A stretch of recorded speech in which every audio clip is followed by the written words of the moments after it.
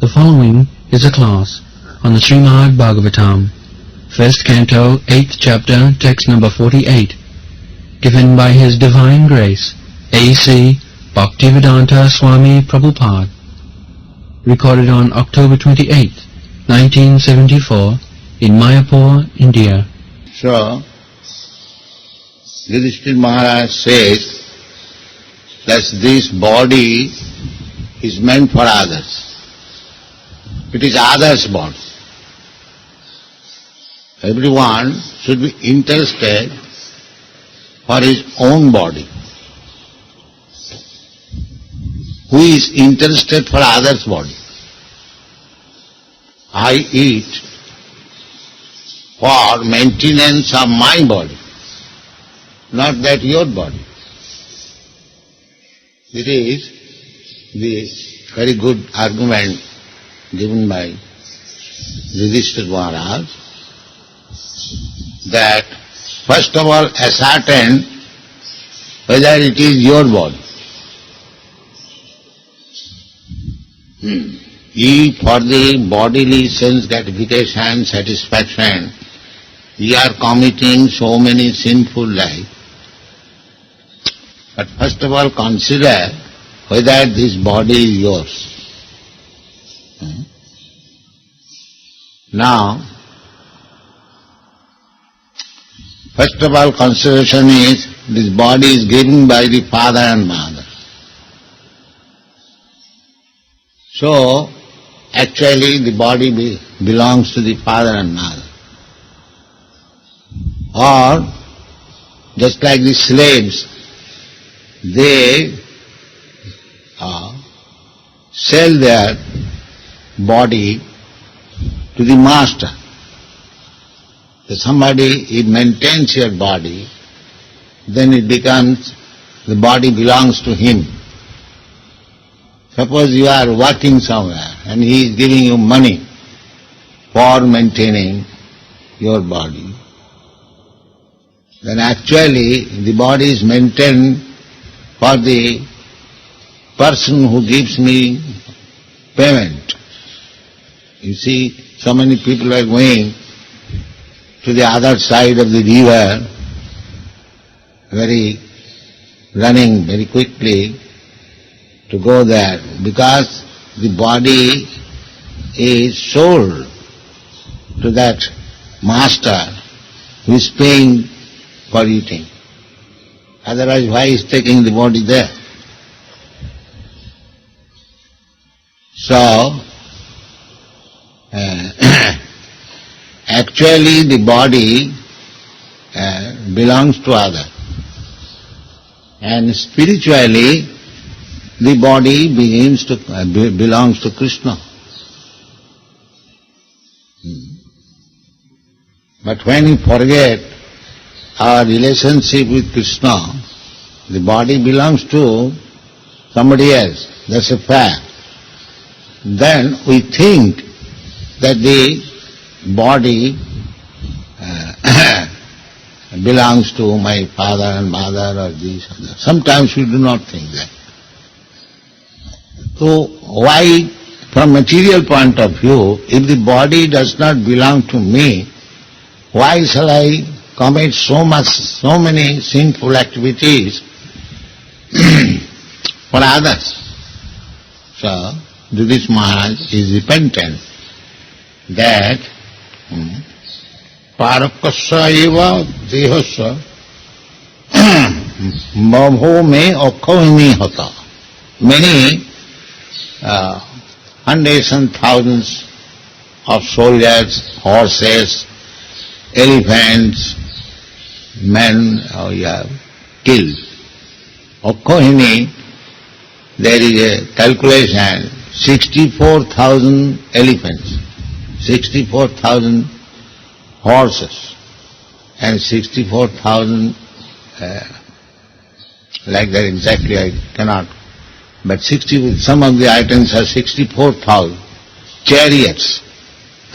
One, and nowadays it is called exactly a group of soldiers, what is called? phalanx and another name is there. Huh? No.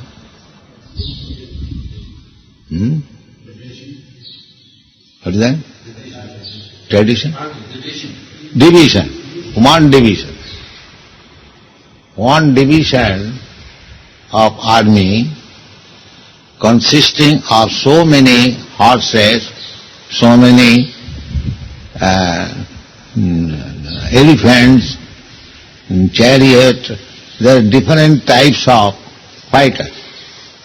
Somebody would fight from the back, riding on the back of the elephant, somebody on horses, that is also nowadays current, cavalry, and somebody on chariot, somebody standing, infantry.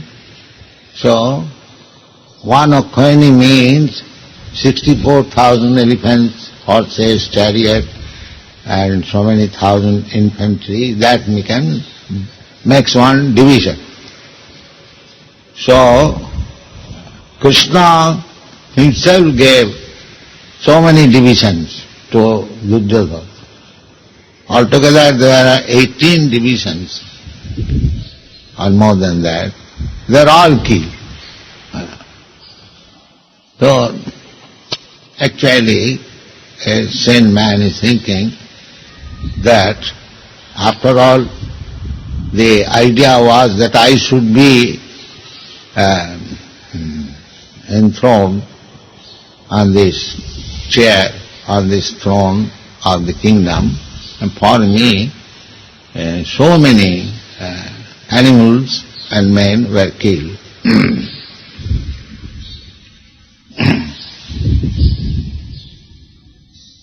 Here it is mentioned, yes. A solid phalanx of 21,870 chariots, 21,870 elephants, 109,650 infantry, and 65,600 cavalry is called a Okshain. Such 18 divisions of soldiers were there on one side, and many Oksainis were killed on the battlefield of Kurukshetra. Maharaj Yudhisthira, as the most pious king of the world, takes for himself the responsibility of killing such a huge number of living beings because the battle was fought to reinstate him on the throne. This body is, after all, meant for others. While there is life in the body, it is meant for the service of the other, and it is dead. It is meant to be eaten up by the dogs and jackals. Even that is dead body, that is also meant for others. If you throw it on the street, then it will be eaten by the animals and the vultures. The body is meant for others. Or if you don't throw, if you burn it, then it is the right of the sons to burn it. Then it belongs to them. So either living or dead, logically, the body belongs to others. And another logic is, who is interested to maintain a body which belongs to others? This is logic.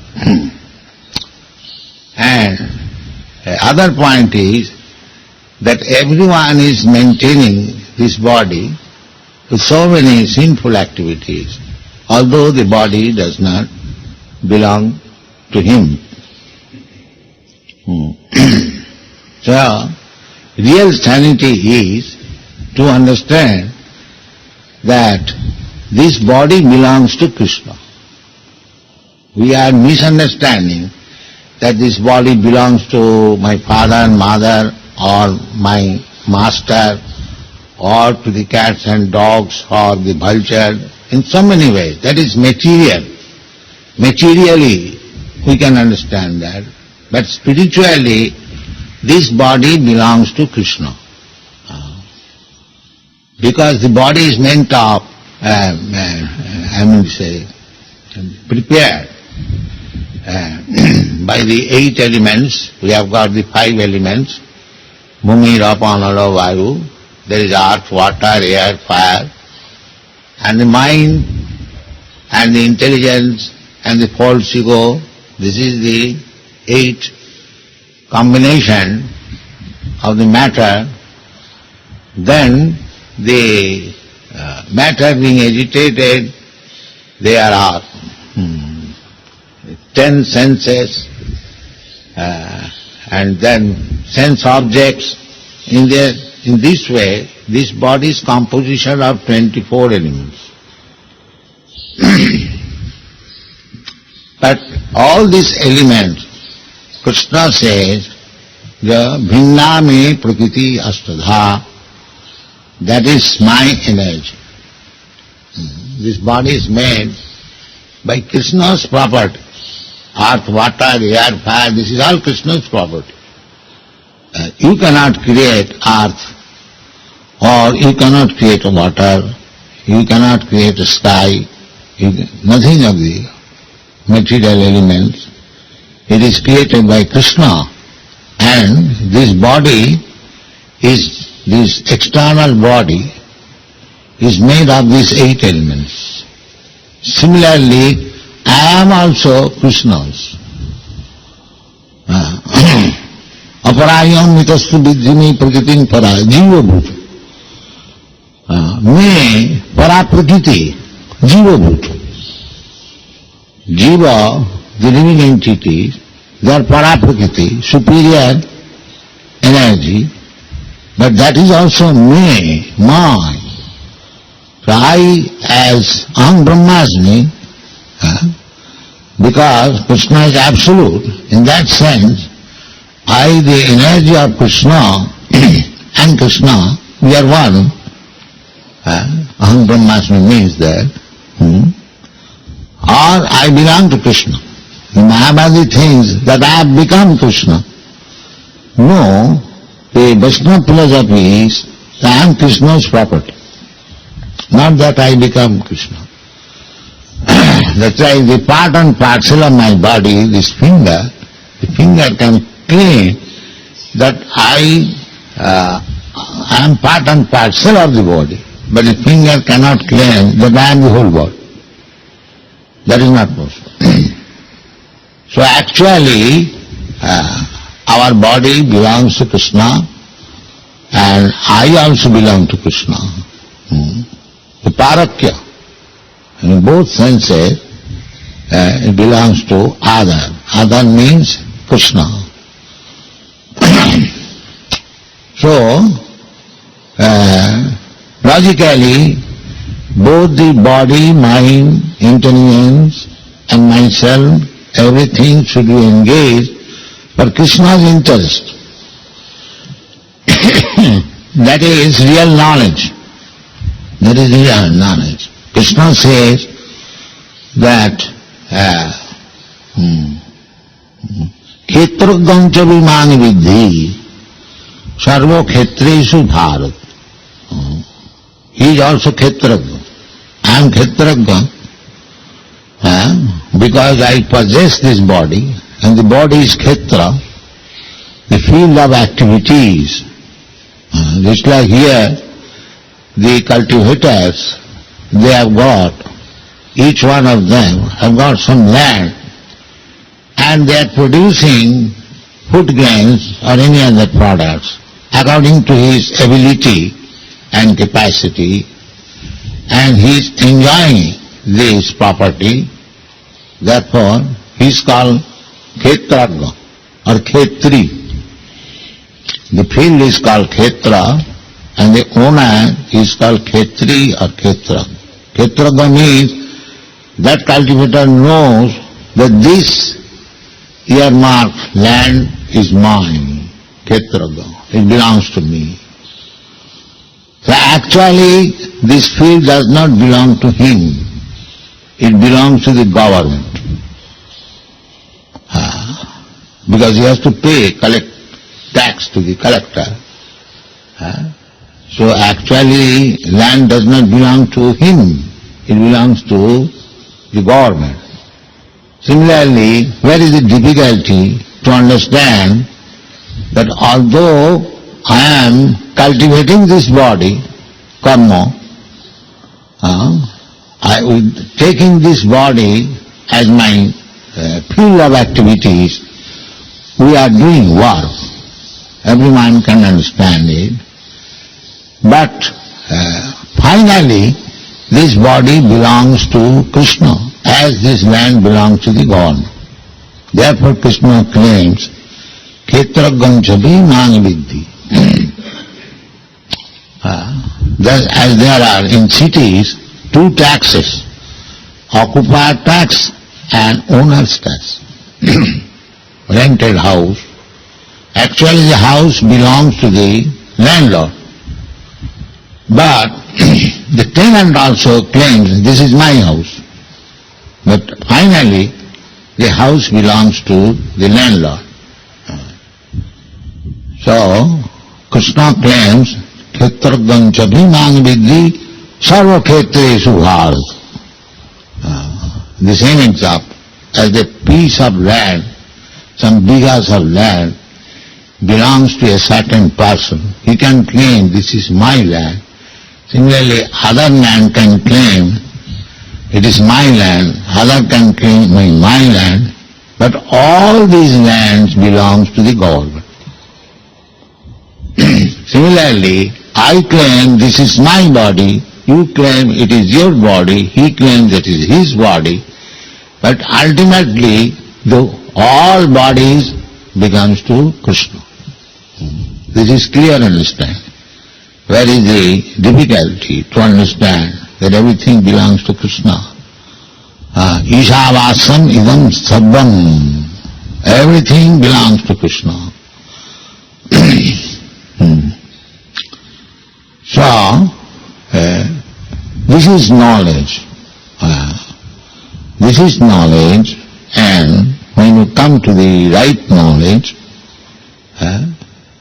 after many births, even Maharaj Yudhisthira, of course he is playing the part of ordinary man, pious man. Pious man is also not perfect.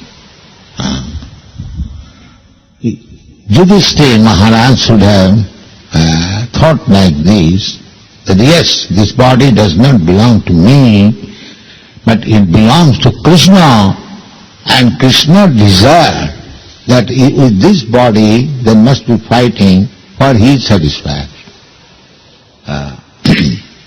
So Arjuna thought like that. Arjuna thought like that. Arjuna is higher grade devotee than Yudhisthira Maharaj.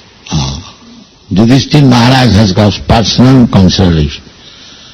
When Krishna advised him that you go to Dronacharya and speak this lie, that his son Ashwatthama is dead, otherwise he will not die. You go and speak. So he hesitated. He said, how is that? I never spoke lie. How can I go and say the lie? So this personal consideration is there, that if I speak lies, then I will be sinful and I will be punished and so on and so on. But a devotee does not think like that. Maybe it is sinful, but it will satisfy Krishna, I must do it. This is devotee's decision. That's why Krishna sometimes become sick. So, in Dwarka, you have seen that play in Bombay, and so many physicians came, nobody could cure him. Then Krishna suggested his own medicine, that if some of my devotees will give the dust of his feet on my head, then I will be cured. So the first devotee, Narada and others, everywhere it was approached that give your dust of feet, Krishna is suffering. No, how can I give my dust of feet?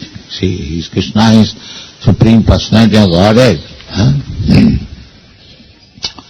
But when the gopis were approached when they heard that Krishna is sick and he is in urgently necessity of the dust of his devotees' feet. See, immediately they began to give. Take it immediately. They did not consider that giving the dust of my feet to Krishna, I shall go to hell. Never mind, I shall go to hell, it doesn't matter. But let Krishna be cured. That is first consideration. So this is the topmost devotee. Prepared to do anything without any consideration. That is devotee. Annavilasita sunnam. Anukullena Krishnanusulanam. There should be no personal desire. That should be zero.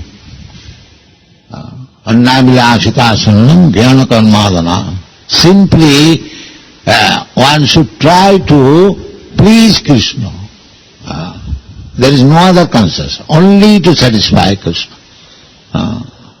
That is pure bhakti. That is explained by Vishwanath Chakravarti Thakur. Bhavushatmika buddhi rekeha kurunandana. Bhavusaka janantascha buddhi abhyabhusaina. This is perfect conclusion that I shall execute the desire of Krishna. But Krishna is not physically present before me. Then how I shall know what Krishna desires? That is not very difficult. Krishna's representative is there, the spiritual master.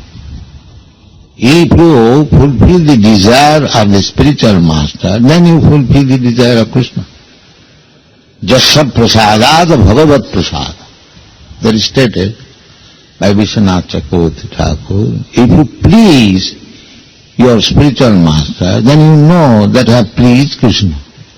Jasya prasadad bhagavat prasad. Jasya aprasadat nagati kutopi. If you displease your spiritual master, then you are nowhere. Your position is lost.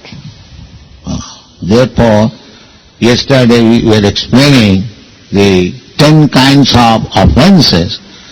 Out of 10 kinds of offenses, the serious offense is guru avagya, disobedience of the order of guru. This is the verdict of the Shastra. Krishna is helping us in so many ways. He comes personally to help us, to deliver us from these clutches of Maya, and he advises sarvadharman parityajya mamekam saranam bhaja. And when he is not physically present, he keeps Bhagavad Gita left by him so that others may read and take advantage of the sublime instruction of Krishna. Thank you very much.